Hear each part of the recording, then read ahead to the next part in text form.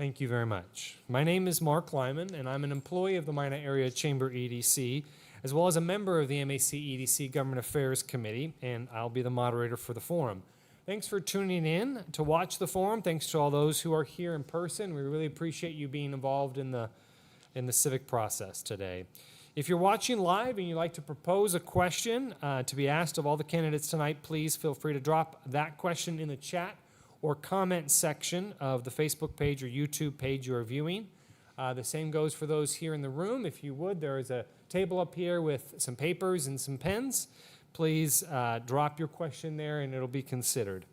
We are scheduled to go until 5 o'clock today due to a Planning Commission meeting that starts at 5:30. You're all welcome to stay for the Planning Commission meeting as well. We have two candidates today running for mayor of Minot. In alphabetical order, they are Mark Janser and Josiah Royce. So thank you, gentlemen, for running, and thank you for being available today. I'd like to go through a few ground rules for your participation today, and then we'll get started right into the questions. We ask that the candidates not address each other, but instead address me as the moderator or address the audience, and please stay focused on the questions being asked. In order to help us make sure that we're able to get through as many questions as reasonably possible within an hour, we are asking that candidates hold each response to 1 minute or less. And I will do my best to time your responses and encourage those responses to stay at 1 minute or less. Thanks to the candidates for choosing to participate in a forum that will allow our voters an opportunity to get to know you and your various positions. As well, thank you to the City of Minot for allowing us use of the City Council chambers here to present this forum. Let's first get to know our candidates. Would each of you please take 1 minute or less to introduce yourself and tell us why you are running for mayor of Minot. And Mayor Janser, Mark, we'll start with you first. Well, thank you. Good afternoon. Thanks everybody for attending, and thanks to the Chamber EDC for organizing this forum. Kind of kicks off the spring campaign season. I am Mark Janser. I'm running for mayor because Mary and I love Minot, as we have since we moved here in 1977. Minot is home. It is our community, yours and mine. To me, that means we're all in this together. There may be some things we disagree on, but the fact is all of the citizens are served by and rely on city government to provide quality services. I'm optimistic about Minot. We have many local activities, and our economy is relatively stable after booms, busts, flood, COVID, and other disruptions. Minot Air Force Base is a valuable neighbor, and our future with their weapon system upgrades is looking bright. The near $1 billion economic impact provided by Minot Air Force Base is certainly helpful to our economy. I believe Minot can grow. There are private investment and military projects on the horizon that will have a significant impact. Okay, thank you, Mark. Appreciate it. Josiah, the same as well for you. Please introduce yourself to the voters. Hello, everybody. My name is Josiah Royce. I was born and raised in Minot in 1991. I've been pretty much here ever since. My journeys have, through work and other opportunities, have taken me to other cities, other states throughout the years, but Minot has always been home. And home is very dear to the heart. My parents and grandparents, everybody was from here. And so, I've got deep root connections in Minot. But as we look at the things going on in the world, we look at state and federal problems, global problems even, and people can focus on political issues literally all across the globe and wonder, what do we do about that? Well, it's the same thing as anything else. It starts at home. It starts with yourself. It starts with the man in the mirror. It starts with your household. And it starts with your city. I'm here because I believe Minot does have the potential to be magic again. I believe Minot has the potential to show not just the rest of North Dakota, but the rest of the country, good core constitutional principles that can guide us back to greatness. So the thing that made America great in the first place was our Constitution, but we've gotten far away from it. So I'm running for the same reasons I ran last year. Constitutional core principles that have otherwise somewhat been forgotten, that I'm looking to restore here in Minot for a stronger future, for a more financially affordable future with less government waste, less government corruption, and a severe amount of accountability. The city belongs to us, just like the country belongs to us. But like I said, if we can get it right here at home, then we can expand beyond that. Okay. So it starts with leadership. 1 I minute. intend to lead. Oh, thank you very much. Minot can lead. Okay, thank you, Josiah. And we will alternate who goes first on questions. So Josiah will take the first question today. Just as a backdrop for each of these next couple of questions, Minot Area Chamber EDC's 5-year strategic plan focuses on 5 strategic pillars. Those are economic development, community development, workforce development, member investor services, and military support. So our first questions tonight will focus on some of those aspects. The first one, Josiah, for you to start with, is what City of Minot programs or efforts will you keep or will you change to improve the economic well-being of the individuals and businesses in our community? Well, first off, examining everything with a magnifying glass. As far as what programs to keep or cut, could take a long time to get through, long time to talk about. Things that I want to, I should say, increase would be our road work, our snow cleanup. Things like that have been a problem for a lot of residents throughout a lot of years. There's a lot of testimonies about that. So that's an area that needs a lot of improvement. As for economic development, that's something that I would focus on supply and demand being the issue. Like it was brought up earlier, the oil boom, the flood, things like that created certain needs. But of course, things like that also were a huge economic boom when those needs come up. When things like that become, a relevant issue, we can examine that. As for right now, Minot's in a bit of a slow decline. We're losing population slowly but surely, and we're losing economic opportunity as that happens. People are a resource. And so we want to attract new people to come to Minot. We want to learn how to keep and hold on to the ones that are here. So with constitutional principles and by cutting regulation, I seek to make 1 Minot minute. more desirable to stay here. Thank you. Okay, thank you, Josiah. Same question to you, Mark. What City of Minot programs or efforts will you keep or will you change to improve the economic well-being of the individuals and businesses in our community? Well, first of all, I think that we need to maintain economic development efforts. When you want to attract business, when you want to expand economic activity, it's not the time to get rid of the sales force.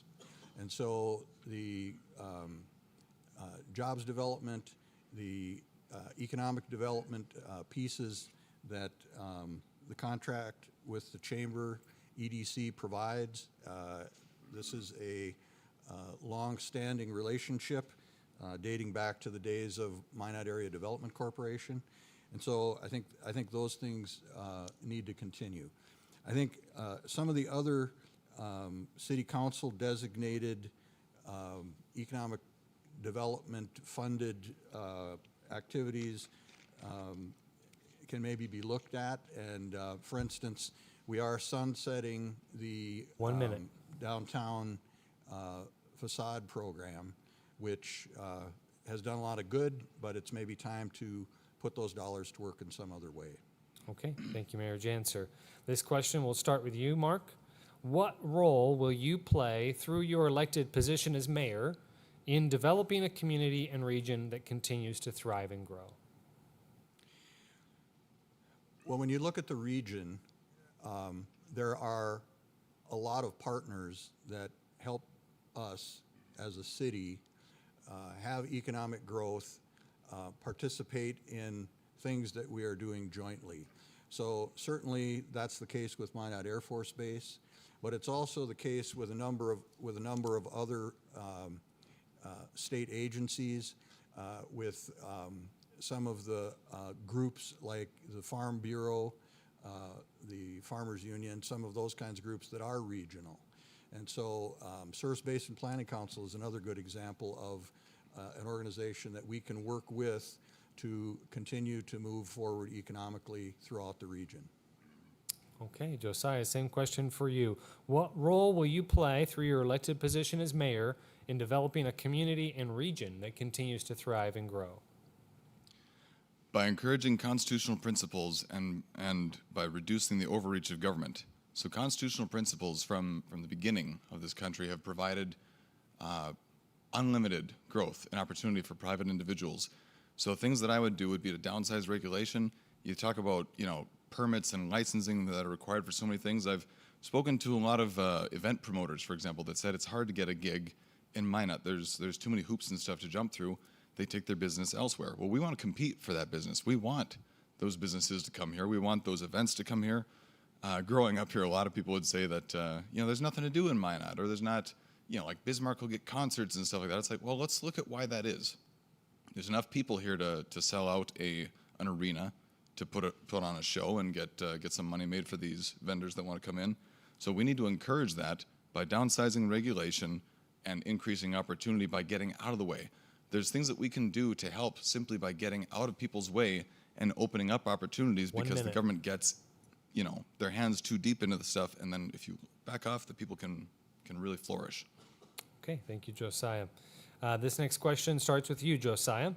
What would you do as mayor of Minot to support the development of all employees working in the Minot area, regardless of whether they are employed by the city? And what would you do to continue to attract new workforce to our region?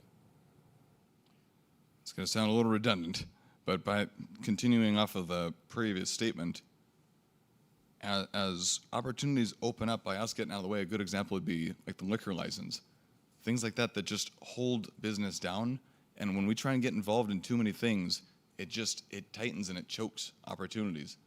So as far as getting support for employees and stuff in there, in the city, whether they're city employees or private industry employees, either way, by downsizing our involvement, by letting businesses do what they need to do for their employees, and by, same thing for us as the city council and the mayor's position, we need to encourage our workers to have options.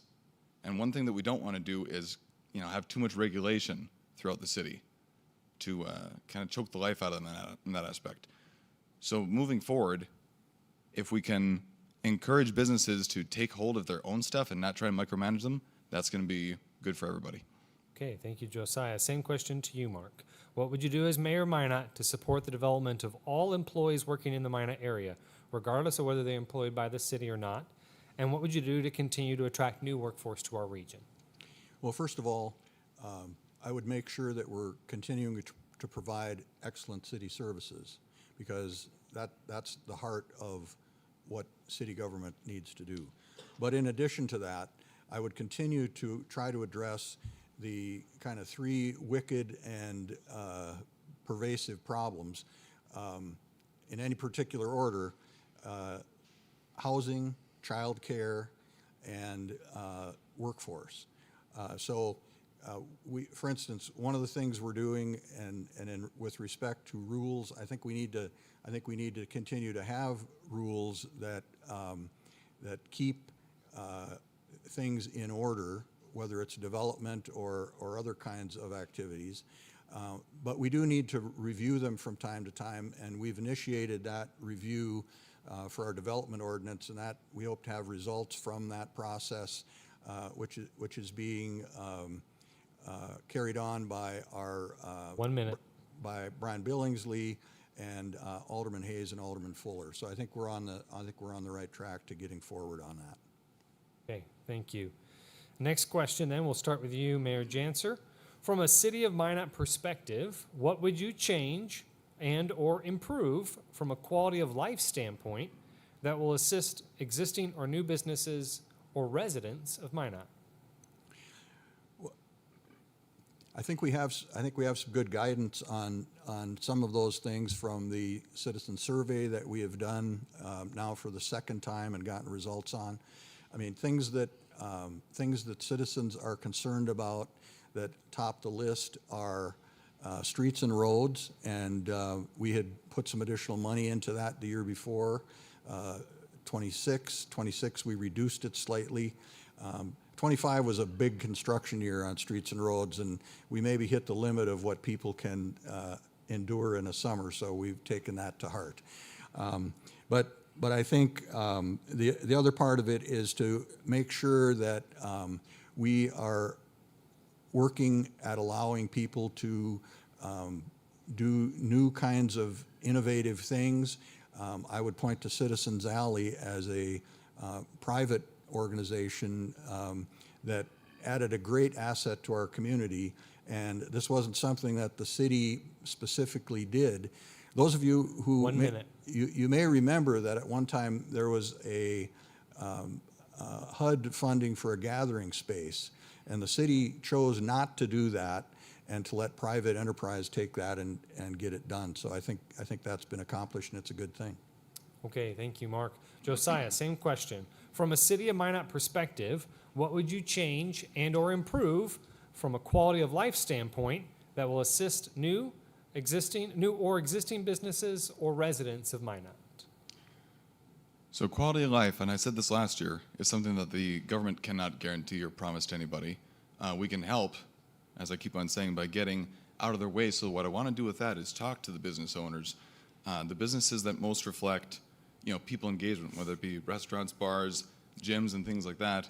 Find out what they want from the city. And I don't mean dollars. I don't mean something for us to spend. I mean, let's find out from the business owners the way that we inhibit them or the way that we can encourage them. Like it was already said about Citizens Alley, that was private enterprise that took it over. Well, that's a very nice thing. So how can we encourage that to duplicate? How can we get more things like Citizens Alley? We need to communicate with business leaders and different organization leaders in Minot and have transparent, open communication to find out from them what they're looking for and how we can best accommodate that.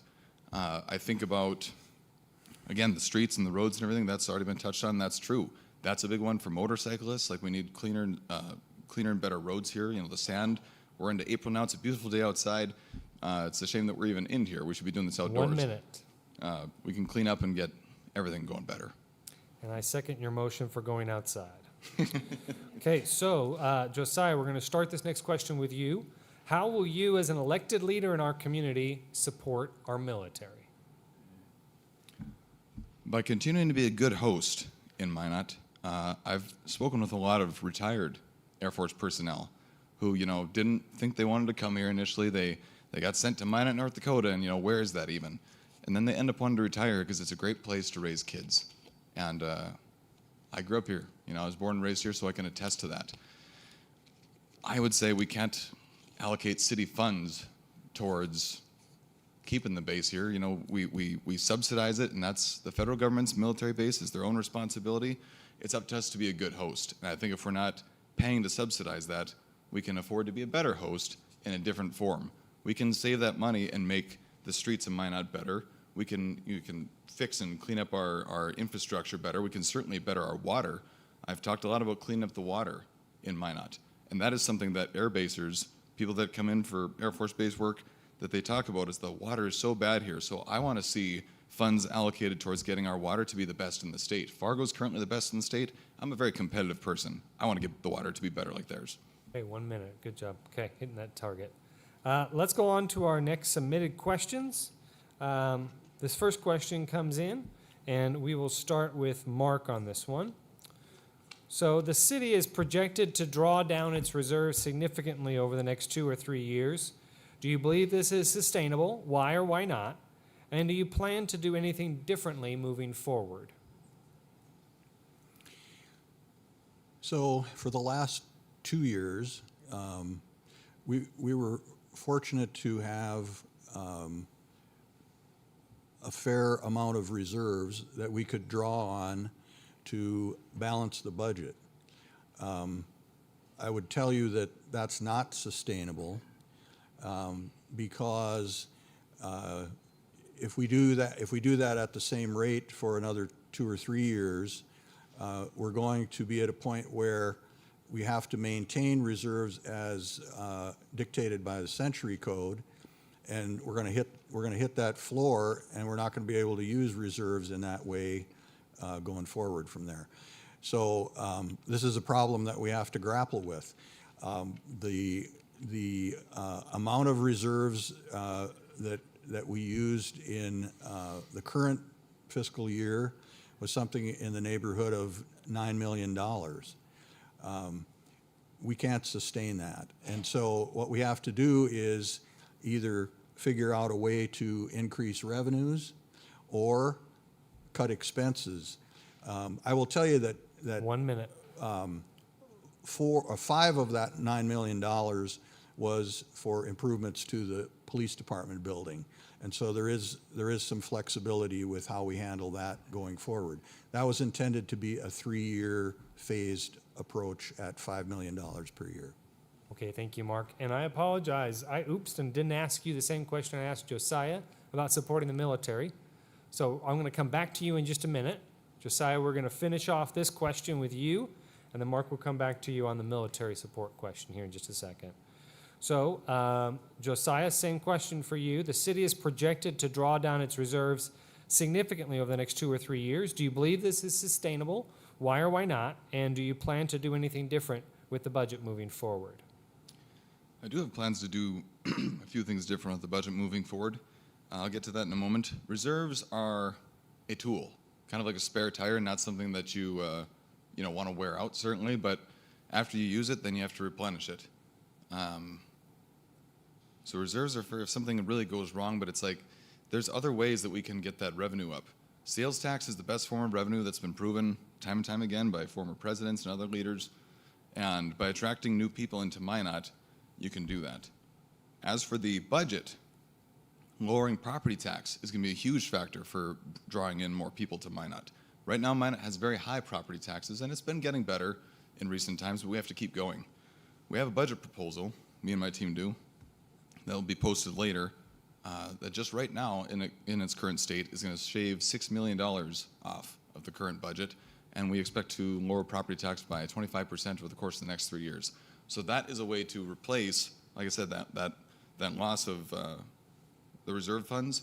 By sales tax, more people moving into 1 Minot minute. kind of creates an economic spike. Okay, thank you, Josiah. So, Mark, let's go back to the question on military support. How will you, as an elected leader in our community, support our military? Well, I think there are a couple of things that we need to continue to do. We need to continue to maintain the relationships that we have with the command structure in the Air Force, meaning the Air Force Global Strike Commander and the Chief of Staff of the Air Force at the Pentagon. And in addition, the 20th Air Force Commander at Cheyenne.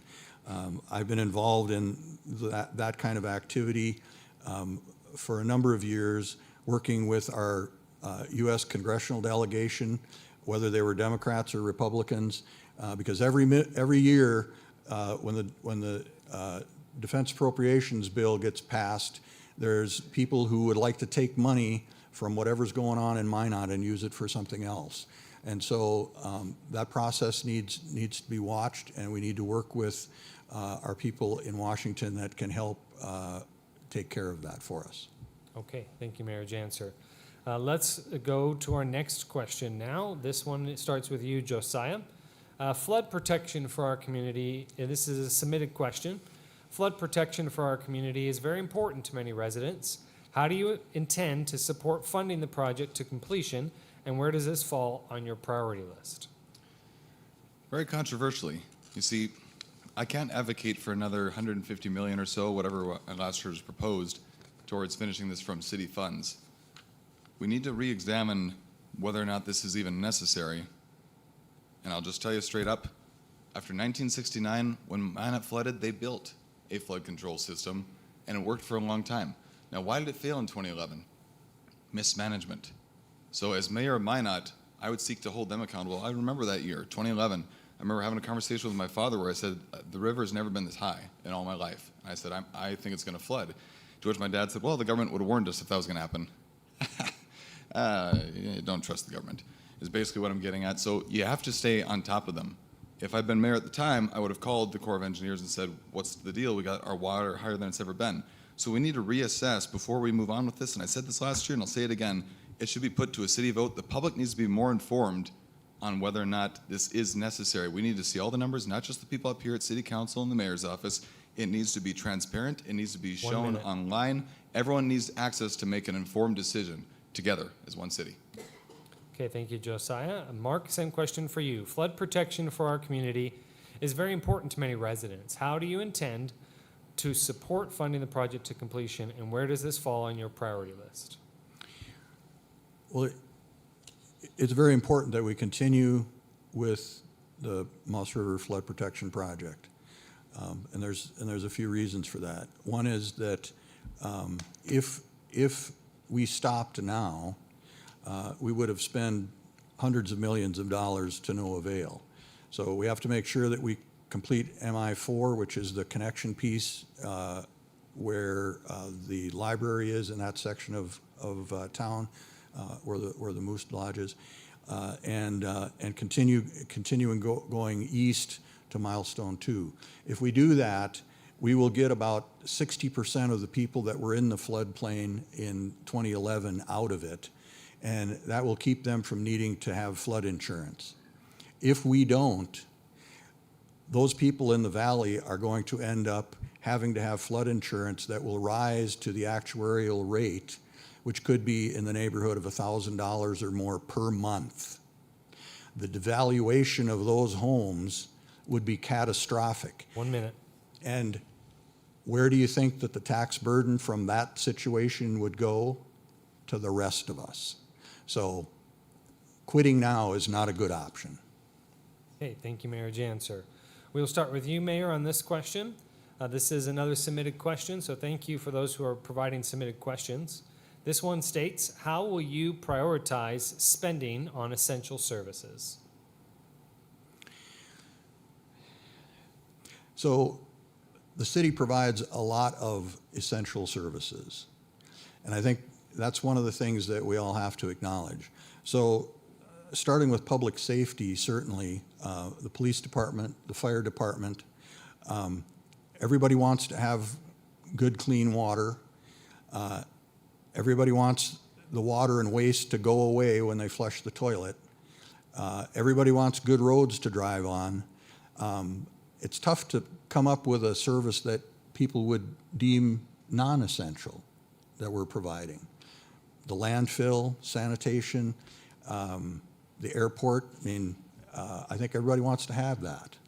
And so as we look at those, it's got to be prioritized by what is essential, and then figure out at what level we can reasonably provide those services.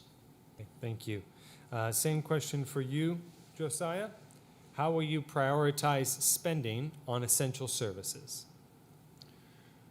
By first taking a look at what we deem to be most essential. Where are we faltering in Minot? We don't have, in my opinion, and as far as all my research can show, we don't have a shortage of firefighters. We don't have a shortage of police officers. What we do have year after year is complaints about the roads and the water. So I would want to shift financial priorities towards getting the water cleaned up and getting the roads to be much better than they are. Like I said about Fargo having the best in the state, we should be the best in the state. Our taxes are certainly high enough as they are currently. So for that, what are we getting? We want to get what we're paying for. We want that representation. So when it comes to things like the police and fire, I'd want to take a closer look at any kind of doubling up on shifts, so to speak. I've given examples before at city council meetings of, having, they have policies that at night 2 cops have to pull you over for safety, not 1. Well, then downsize it to 1 vehicle. Why do we have so many vehicles driving around? If it's a policy that there's got to be 2 officers on site, then have them ride together in the same car. There's all sorts of different ways that we can cut spending. Not that I can pack it into the next 20 seconds, but by cutting that spending in certain areas, we can allocate those funds to where it needs to go. We all drink the water. We all shower here. 1 We minute. all drive on the roads. And those are more essential, I would say, than these other areas that don't show a lack. Okay, thank you, Josiah. Next question, also from the audience, goes to you first, Josiah. If somebody was looking to choose between moving to Minot or another city in North Dakota, what would you tell them to convince them to move to Minot?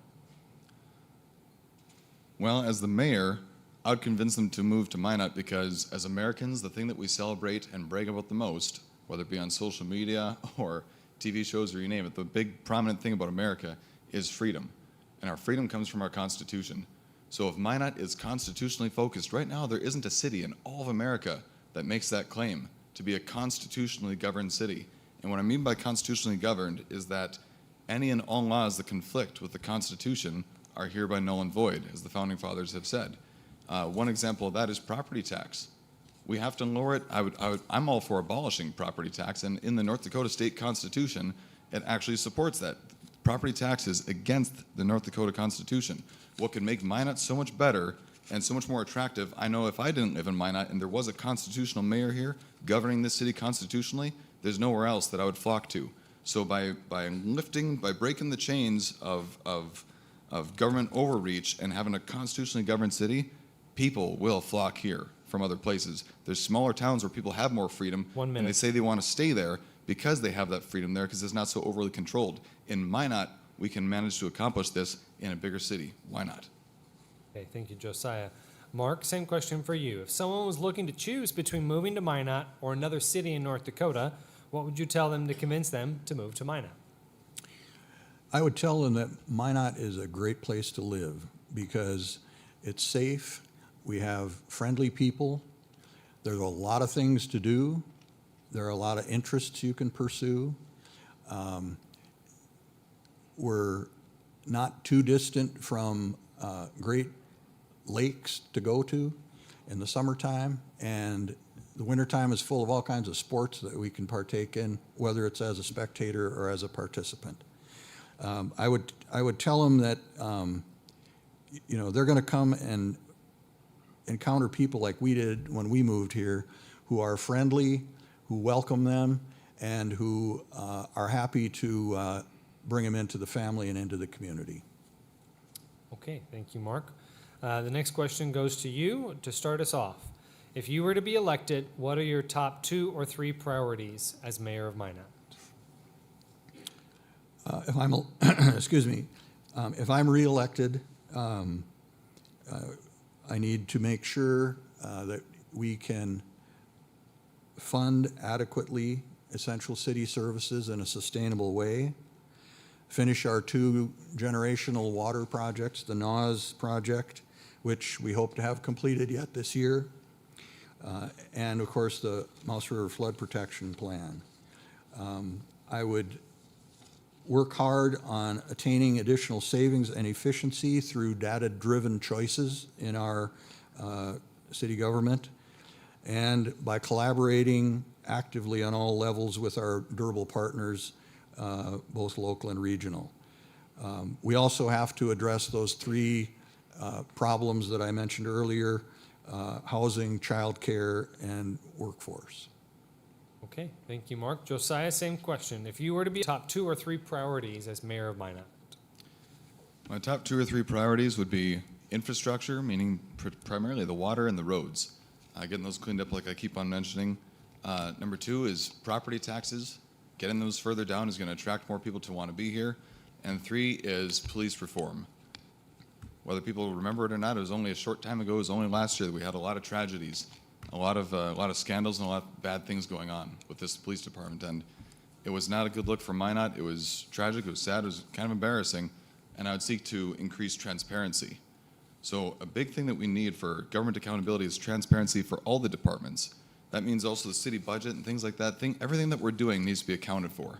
So just the same way that you could pull up on your smartphone and look at your banking app and look back at all your credit card expenditures and where you spent it on what, we need that to be up on the city website for people to see in real time. That way the people in Minot don't feel closed out. You know, things can be somewhat backwards where the government looks at us and we don't have privacy because they got cameras all over town and stuff, when in truth, they're public, we're private. We're private citizens. The cameras need to be turned back the other way. We need to be able to check in on and look at the government and what they're up to at all times. The city needs to hold us accountable. Okay, thank you, Josiah. Let's start with you on this next question, Josiah. Understanding, of course, that the mayor is only 1 vote out of 7 on city council, what would you change, add or subtract to the budget as we're starting a new budget cycle? And please be specific. What would you change, add or subtract to our budget? So a few changes I would make to the city budget. Administrative departments there's a lot of wasteful spending within that. There's administrative costs, there's personnel costs, there's a lot of fluff in there. And as I mentioned earlier, we have a budget proposal that would shave that down by $6 million. There's also a a lot of expense in overreach and in micromanaging with the government. One example I already gave, and I'll reiterate, is over-policing. If we're looking for safety, then we don't need as many cops out there patrolling around all the time as if we're trying to, write tickets and do things like that. So if our primary focus is on essential services, things can all get a little bit cheaper. Something that I would really prioritize is getting the fluoride out of the water. That's one of the aspects, because we're paying to put that neurotoxin in. So it actually saves money by not putting the money in there, money into fluoride is poisonous, but rather we can put that same dollar amount into things that clean up the water. So there's all sorts of ways to just reallocate the funds that are there. We don't need to increase taxes. We don't need to increase spending. We just need to be more responsible about it. Okay, thank you, Josiah. And Mark, the same question for you. Understanding, of course, that the mayor is just one vote out of 7. Looking at the current budget, what would you change, add, or subtract? Please be specific. I think that it's very difficult to add, but I will tell you that, here's what happened. With respect to the police department, so we were in a situation where we were supposed to have 84 sworn officers. We ended up down in the low 70s for months, if not years. And at this point, with some recruitment success, we're now filling those positions. And I think last I heard, we were in the neighborhood of 80 sworn officers. So one of the things that happened was when over time we couldn't fill those positions, we didn't fully fund them to save some of the tax burden. Now that they're filled, we're gonna have to pay for those officers, and so that would probably be the first thing on my list, is to make sure that we have that issue taken care of. Okay, thank you, Mark. Next question. This one deals with housing. So what is your position on using special assessments for starting new neighborhoods or housing-related improvements? What method or process would you champion to increase housing starts? So special assessments are used much more extensively in some other cities in North Dakota than they are here. West Fargo would be a good example. And so if you front that development with special assessments, when the homeowner comes to buy the lot, there's a $40,000, $50,000, $60,000 special assessment that's already there beyond the cost of the land. So that makes it a little bit difficult for the buyer. Our approach here has been more to keep that the responsibility of the developer, so that when they go in, they have their costs and they sell their lots accordingly. I think what we can look at is perhaps some different sort of financing, so that if the city is of assistance in bringing in those utilities and curb and gutter and a road, that there's a different way to finance that and perhaps get us repaid. And I think I would be in favor of that. Okay, thank you, Mark. Josiah, same question for you. What is your position on housing or on using special assessments for starting new neighborhoods or housing-related improvements? And then what method or process would you champion to increase housing starts? Well, I'm completely against special assessments. And you think about how that correlates. It's like special assessments, it might as well be called just like scare away, like for people trying to come in. Who's going to compete with, if Bismarck doesn't have special assessments, for example, and someone's debating whether to buy their house in Minot or buy their house in Bismarck, economy is similar, this, that, and the other, property tax, let's even say that that's similar. But we have special assessments, on our houses, and they don't. Who do you think is going to go for that? Who's going to buy the house in Minot that's got that special assessment on it? It scares people away. It inhibits business, and it chokes the life out of it. So I'm completely against that. Now, you think about going back in history, the nice thing is we can look at what's worked before in the past. What made economies flourish? What made booms happen?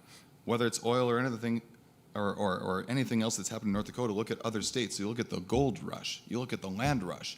You look at examples like that, and when there's opportunity there, developers, builders, they come in and they do what they got to do to make it happen when there's opportunity there. And in this case, since we don't have an oil boom happening right now, the opportunity is just to get out of their way and let them build and let them flourish and not charge them all kinds of crazy, special assessment fees and things like that. And that falls on the homeowner. So if the homeowners and the contractors don't have the city government in their way, they can do their own thing, and it's up to them to make this a flourish. Government can't make the place great. The people make Minot great, and we need more people in Minot to help make it great. Okay, thank you, Josiah. We're down to just a couple questions left, and then we will have a couple minutes for each of our candidates to provide final comments. So, Josiah, this next question is for you. Would you be in favor of cutting public safety or other city staff positions to balance or improve the city budget? Why or why not? Public safety. Well, public safety, of course, is a top priority. We can examine it. I don't even know what they mean by cutting public safety, but there's things that we can't, or that we certainly can't do. We're not going to eliminate things like police and fire, of course. It's all about appropriately funding them and finding out where their lacks are, where their needs are, and filling those positions. Any other forms of public safety, again, I'd defer to, and I spoke of this last year, the government can micromanage and be over-controlling. I've seen plenty of examples and heard too many stories. We'll talk about OSHA, for example, where there's maybe 6 guys filling the position of that one guy could do. There's just government fluff. So we need to look and analyze at where there's, an excessive amount of personnel, for example. I've been able to do it myself, and I've seen others do it where it's like you can take a 3-man, what is currently a 3-man job, and maybe 1 or 2 guys can actually do it. We can make cuts like that. It's not about making things less safe. It's just making things more affordable. And without knowing what exactly you're referring to for public safety, I can't assess whether or not I'd cut it or cut back on it or 1 minute. or fund it further, but it needs to be looked at. Okay, thank you, Josiah. Same question for you, Mark. Would you be in favor of cutting public safety or other city staff positions to balance or improve the city budget? Why or why not? I would be in favor of cutting any positions that are the result of doing something better and being able to continue to provide the same level of service. I don't think that targeting public safety makes any sense at all. We've had 2 outside analysis of both our fire department and our police department in recent times. And the bottom line on the police department was, and this was back in, I think, early 25 when we got this report, and they basically said, you have a good police department, you need to get your vacant positions filled, and it'll be just fine, and it will meet the national standards that our professional police organization has. With the fire department, there was actually suggestion that we add some firefighters because in responding to certain kinds of calls, having 1 more person on the responding firefighting equipment would be safer and would allow them to proceed more rapidly to get the issue taken care of. Okay, thank you, Mark, for that answer. Mark, this next question starts with you. Do you support the continuation of funding for Task Force 21 efforts to ensure the missions of the Minot Air Force Base are secure? Why or why not? I do support continuing funding for Task Force 21 for a couple of reasons. First of all, there's a long history of that organization being involved in work with our congressional delegation, with the Air Force leadership, and with folks on a BRAC commission to make sure that we retained Minot Air Force Base in the missions. Every year, there is all kinds of work done in Congress on funding bills that can affect both the Air Force budget and the NNSA budget, which is the side of the House under the Energy Department that takes care of the weapons. So we have to keep a close watch on all of those aspects. B-52s are a standoff platform at this point for the most part, and unless there's an outcome to make that workable, we don't have a future. 1 And minute. so those are the kinds of things that are constantly within the scope and within the work of Task Force 21. Okay, thank you, Mayor. Josiah, same question for you. Do you support the continuation of funding for the Task Force 21 efforts to ensure the missions of the Minot Air Force Base are secure, and why or why not? I do not support the continuation of funding for Task Force 21. I think it's an unfair burden of tax dollars on the Minot people. As far as securing their missions, I would like to think that our government, that our military is competent enough to handle their missions without the help of the city of Minot in this respect. I mean, what if they didn't have it? Would they not be able to accomplish their missions? I have full faith in our military that they can do it just fine. I do not agree with this use of money for the Minot taxpayers, and I cannot advocate for continuing it a day further. I'm all for closing the Task Force 21 program because I don't see a direct benefit for the people in Minot. It's not representative of the dollars that they put into it. Those dollars can be better spent on things that are here. My responsibility as mayor is not for the military. They have their own people in charge of that. Washington, D.C. is in charge of that. I'm supposed to be in charge of taking care of the city and the people of Minot, and that's where I want the dollars to be focused as well. Okay, thank you, Josiah. We are wrapping up here in the next minute or two, so we're going to give each of the candidates a couple minutes for final comments. We'll do 2 minutes this time for final comments. But before we start with those final comments, I want to remind everyone we will be holding one more MAC EDC Government Affairs Candidate Forum for City Council candidates tomorrow afternoon. That will be held here at the City Council chambers from 4 to 5:30 p.m. There are 6 of those candidates that could attend tomorrow, so please join us tomorrow, whether that's in person or online. And right now, let's go ahead and take a couple minutes to hear from each of the candidates.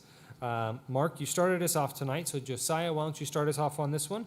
Again, you have 2 minutes to make your final pitch to the citizens. Why should they vote for you for mayor of Minot? Well, again, as I mentioned, being born and raised in Minot, Minot is home to me, and as I already said, I'm looking to get things right at home before we think about state or national level issues. And above all, it's accountability. It's holding our local government accountable. And by doing that, we can ensure a better future for the people of Minot and for people that want to move into Minot. So I think a lot about the future here. I think about the things that could be done to make it better, and I don't hear anybody else proposing, things like getting fluoride out of the water, or, installing a reverse osmosis system, or things like that can make the water better. There's a lot of things that need to happen, and we need to be reminded. So I look back at my father's teaching when I was a young child, and I wasn't understanding a lot of political stuff. I was very young, and I would ask my dad why he held the positions that he did on things, and I have the utmost respect for him today, and I did then too. And he said, it's just not the role of government. And that's why we have all this crazy overspending. So the role of government, and I've read so many books on the proper role of government, the proper role of law enforcement, and all these things, and I look at where we're at today, and I think, how did we get here? So it's time to reverse engineer, because I think most people that I talk to in the streets agree that our government, city, state, and federal, has become too big, too powerful, and too expensive, and it's not sustainable. So we don't even really need new ideas. We need to look at what has worked in the past and what would inevitably work in the future, and we need to return to it. All that being said, I'm asking for your vote so I can be added to this council as the mayor and be a voice for Minot, be a spokesperson for Minot. I seek to provide a lot of outreach to other communities and stuff, as I mentioned before, about seeing where it's been done right and where it can be improved. And it's all about communication, and I have the passion to do it, and so I'm asking for you to help put me in this position, because I'm ready to work for you. I'm ready to serve the people of Minot. It's on my heart. God put it on my heart, and it's there. It's not going away, so let's help each other out. Okay, thank you, Josiah. Same thing for you, Mark, then. Tell us why the voters, the citizens of Minot, should vote for you as mayor. Okay, I want to just mention a couple things first. The city budget in detail is available on the city website. If any of you need to or want to go check that out and look at it, and I think there's maybe even more than 1 year, more than the current year, you can sure go check that out. It's readily available. And if you have questions, City Finance Director Lakefield and his staff are more than willing and able to try to answer them for you and give you details. The other thing I didn't get a chance to mention about Task Force 21 is that the task force has a lot of work in the education and information component of making sure that people understand why nuclear deterrence is important for our nation and why the mission of Minot Air Force Base is important for the nation. And so I think that's another aspect that I didn't get to get in. I just want to say to all the voters and to everybody, it has been my privilege to serve as mayor for the last year. I am proud to represent our community in whatever circumstance, whether I'm meeting with our Senate delegation, the governor, a four-star general, or a citizen who has a problem, or whether I'm talking to kids at one of the elementary schools, because they're a lot of fun. So there's more work to be done. I'm willing and able to continue to serve, and so I ask for your vote on June 9th if you want to keep me on the job. I thank you. Okay, and that wraps up our forum tonight. Thank you to Mark Janser and to Josiah Royce for running for mayor and for agreeing to participate in our forum today. Hope you have a good night. Thank you, Mark. Thank you.